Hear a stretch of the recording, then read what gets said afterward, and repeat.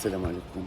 انا البارح حطيت واحد الفيديو على داك الملصق ديال حمزه حمار بيبي ولا ما عرفت شنو، والناس عاقوا بيا في التعاليق تكتبوا لي حنا تيقناك شوف مع فلان، انت هو حمزه ماما بيبي شحال عطيتيه باش يهز عليك الدقه. المهم بزاف ديال التعاليق.